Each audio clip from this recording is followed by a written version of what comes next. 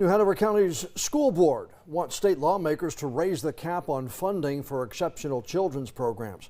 The board approved a resolution supporting equitable funding for those programs, which provide education and support for students with disabilities.